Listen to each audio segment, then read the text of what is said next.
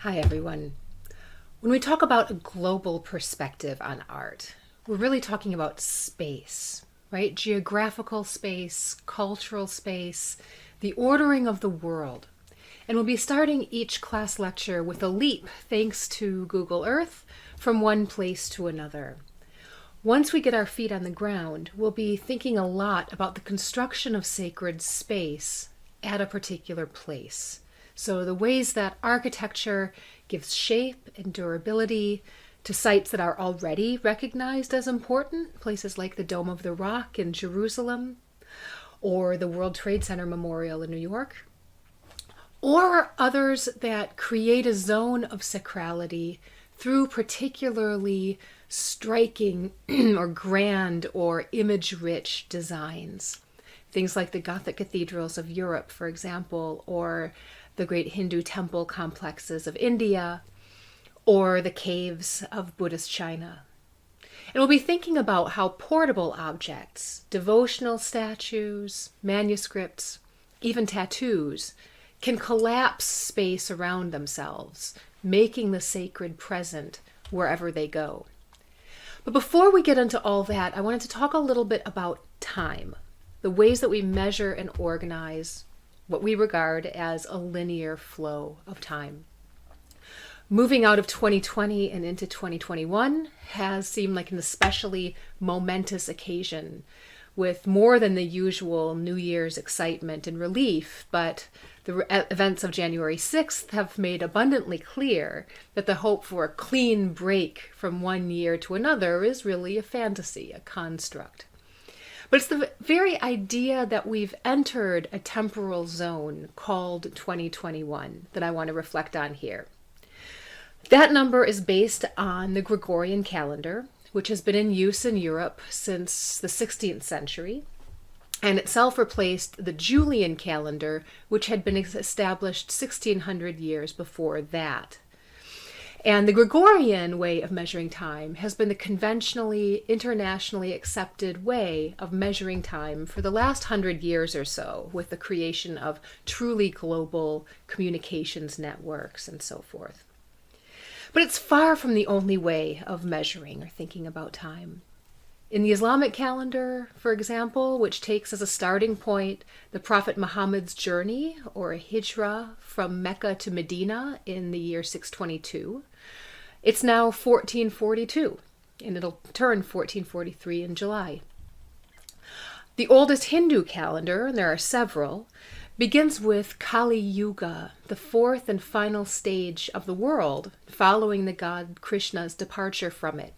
And this places us now in about the year 5121. If you count back to God's creation of the world, according to the Hebrew scriptures, as the Jewish calendar does, then it's now 5781. Of course, some anthropologists work with what they call the Holocene or human era, adding 10,000 years to the Gregorian date to take account of the time since the New Stone Age. So that makes it now 12,021. Human activity, I should say, actually goes back much farther than that. The little stone figure here is a replica, known as the Venus or Woman of Willendorf, was carved around 30,000 BC. It's typically used at the beginning of art history survey classes. Astronomers studying the universe count back even much farther than this, as many of you probably know. There are also, of course, political time measurements with years counted from the beginning of a particular dynasty or rulership. And people in many indigenous cultures don't think about time as being linear at all, but fluid, circular, measured by the cycles of the seasons or the moon or the seas. Dates, in other words, are conventional and culturally, often religiously grounded. So how do we come to the date 2021? The answer is rooted in religion, specifically Christianity. Our system takes as its center the birth of a Jewish man known as Jesus of Nazareth in the Roman province of Judea during the reign of the Emperor Augustus. This is a historical figure, the son of a carpenter who developed a following based on his socially radical and, to the colonial governors, politically dangerous ideas about justice and power and the afterlife. And he was executed as a political criminal sometime between the age of 30 and 33. His followers claimed that he was the Christ, the Anointed One, or Messiah, who their God had promised would bring salvation to all humanity. And they insisted that he rose from the dead and ascended into heaven, where he'd wait until the time was right to return, to judge the living and the dead, and to put an end to the world as we know it. So the era before he was born is called BC, before Christ. The era afterward, AD, Anno Domini in Latin, or Year of the Lord. During the last century, as the world has become more multicultural and interconnected, the specifically Christian nature of this terminology has been called into question, and alternative abbreviations are often used. When I write scholarship, for example, I tend to use BCE, before the Common Era, or CE, that is the Common Era or Current Era, it's sometimes called. But this is a really superficial change, obviously, since it's all still centered around the birth of Jesus, or the birth of Christ. For the purposes of this class, I'm going to stick with saying BC and AD when I refer to dates, simply because in an oral context, these terms tend to be easier for listeners to distinguish, and this includes the robotic closed captioner as well. You're welcome to use whatever form you want. This class, like many of the sacred monuments we'll study, that seek to precisely to compress or fold together past, present, and future times, avoids a strictly chronological narrative, though it does start with the oldest monument we'll study, the Great Pyramids of Egypt from around 2500 BC, and it ends with the newest ones, the World Trade Center Memorial in New York and the National Memorial for Peace and Justice in Montgomery, Alabama.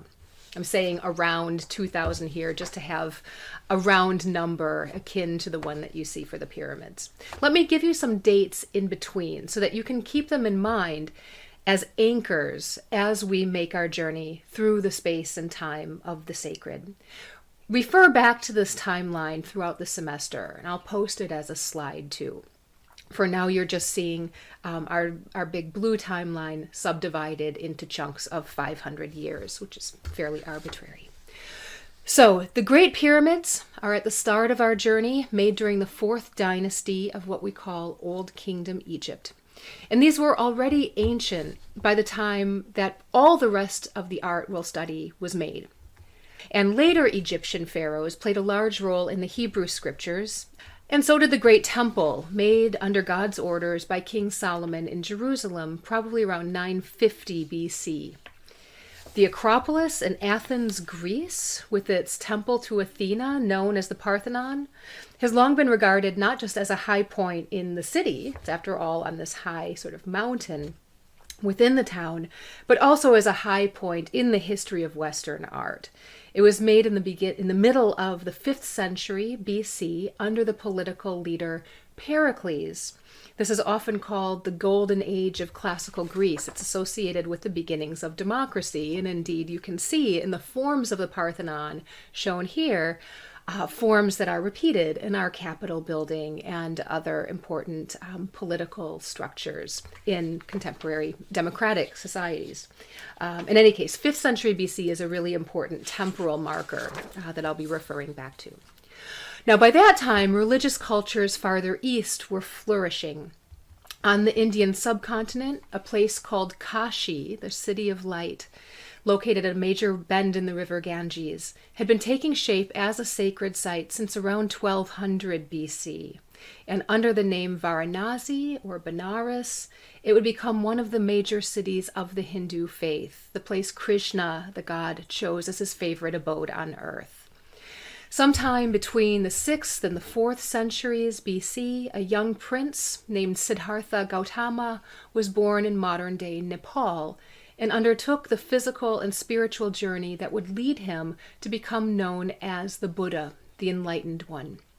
Writings and images carried his teachings all over the Far East and established Buddhism as one of the oldest and most wide-ranging world religions. I mentioned that the year 1 falls during the reign of Emperor Augustus, who led the Roman Empire at its early height of power and prosperity. But for a couple hundred years after the death of Christ, his followers remained an outlawed sect in predominantly pagan and Jewish lands. It wasn't until the year 313 that the reigning emperor Constantine made a ruling that officially accepted Christianity as a legitimate religion. And it's really here after 313 AD that the story of a distinctly Christian art begins.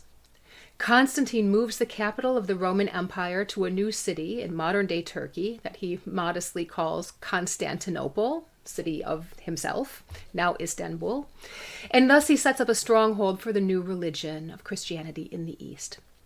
In 476, splintered by political infighting and regular incursions from northern marauders, the Roman Empire collapses for good. Christianity becomes the dominant political as well as religious force in much of Europe. Meanwhile, on the Arabian Peninsula, a man called Muhammad, born in the year 570, received a monumental set of revelations from heaven that were recorded in the document known as the Quran, the foundational scriptures of a new religion that would be called Islam. Muhammad amassed many followers by the time already of his death in 632, and already within a century, Islam had become a major, even the dominant presence throughout the Middle East, Northern Africa, and the Spanish Peninsula. Throughout this timeline, these religions, polytheistic paganism, Hinduism, Buddhism, Judaism, Christianity, Islam, intersected and interacted in various more or less direct ways. Although they all have distinct origin stories, locating their founders in particular places, none of them has ever been bound to one particular geography in isolation. Ancient paganism of the Greeks and Romans is, of course, no longer widely practiced today, but certainly lives on in modern popular culture. Right now in my household, we're reading the Percy Jackson books, to take one of many examples. Meanwhile, in sub-Saharan Africa and in what we now call the Americas, people were not recording their histories and religious practices in books, or for the most part in permanent monumental architecture, the way that people in Europe, North Africa, and Asia had been doing. And tragically, much of this kind of evidence was destroyed during modern efforts at colonization. But we know from material archaeology and orally transmitted knowledge that complex, sophisticated cultures had been flourishing in these lands throughout this very long period. In central Mexico, the great city of Teotihuacan, with its orderly avenues, majestic temples, and multi-story apartment buildings, thrived between 250 BC and around 700 AD. Its ruins were a marvel and a mystery to the Aztecs around 1500, just as the Egyptian pyramids were to the 5th century BC Greeks. On the African continent, important cities and kingdoms in Ife, modern-day Nigeria, Mali, and Benin, and many others participated in widespread trade with Asia and Europe and developed rich and complex practices of material culture, architecture, and spectacle, centered above all on the sacred bodies of kings and ancestors. Back in Christian Europe, the year 1500 marks the age of Michelangelo, the Italian Renaissance, so called because its champions saw this time as a rebirth of the ancient classical culture embodied in the Greek Parthenon, with its idealized heroic bodies, and the early Roman Empire, with its emphasis on human achievement. In its religious outlook, it had much more in common with the preceding centuries, which Renaissance people dismissed as the Middle Age, between themselves and all the good stuff. In 1619, European colonists started bringing enslaved people from Africa to the New World they claimed to have discovered across the Atlantic, and in 1776 they declared themselves independent of England. So hello to the USA here. By 2000, 2020, 21, well, here we all are, so you can fill in the rest of that story. But going back to the big picture, a couple points of terminology. Obviously, taking a global perspective means that the traditional ways of defining past periods, which were grounded in a European perspective, don't really apply across the board. Still, there are a couple general terms that are just conventional catch-alls for that art historians, or I can speak for myself, that I will use just for the sake of convenience. So antiquity, or the ancient world, covers pretty much the whole period from the pyramids up through the fall of Rome. And this includes places like Teotihuacan, which dissolved around 750. The period from around 500, give or take, to around 1500, we tend to call the Middle Ages or medieval period, the space in between antiquity and the modern age. It's a regrettably biased and unfair term, but we use it for convenience. So much was happening all over the world at this time that there's really no single unifying way to define this stretch. If you think about this period as like the Central Ages, it gives a little bit more positive spin to this really vital 1,000-year stretch. The years between 1500 and 1700 or so, the Renaissance, that is the age of exploration, the time of the Reformation in Europe, and so forth, we often call the early modern period. And the stretch after that is the modern age. Now, apart from the temporal milestones, which we've just traced, there are two main points I want you to take away from this journey through the timeline. One is that the story of art in Europe and America, I'm turning here, this little circled area, from the Renaissance to the present, the subject of the much lamented History of Art 115 survey course that got so much attention last year, the story is vanishingly small. It's a great story, don't get me wrong. Lots of cool stuff happened. There was lots of amazing art made, and the material has been taught and retaught by all the greatest art historians in our field. But it represents what's really a tiny sliver of the larger epic of how works of art have been made and looked at and used and loved and sometimes hated throughout the many, many centuries of human creativity. The vastness of this history means, and this is the second takeaway, that a course such as this one, offering a global perspective, necessarily has to be selective in content, like really selective in content. We'll be dipping into different religious cultures pretty much every week, so that while I'm aiming to give you the basic, really essential terms for understanding that culture, and while I'll be zeroing in close on just one or two representative works of art or architecture, the view that we'll get is necessarily fragmented and partial and incomplete. The entire view is more like a mosaic, okay, than like a full picture. I'll be supplementing the lectures with readings and videos that you can use to get a wider and more complete view for any given culture. But I'll also be including at the end of each lecture the name of the faculty member in the History of Art department who specializes in that subject area, so that you can seek out their classes and learn more. I really urge you to do so, and I hope that this class will inspire you to want to dig deeper into some of these really fascinating moments and places in our world. With that, I have to return to Percy Jackson. I wish you a wonderful rest of your day, and I'll look forward to seeing you when the lectures begin on February 1st. Bye, everyone.